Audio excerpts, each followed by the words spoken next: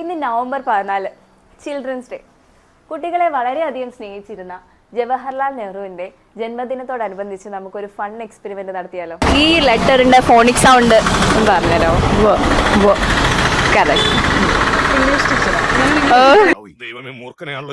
Sound phonic sound അറിയില്ല. Go this way, that way. Bus stop. Correct answer is എന്നാലും ഞാൻ പഠിപ്പിച്ചതൊന്നും നീ മറന്നില്ലല്ലോ.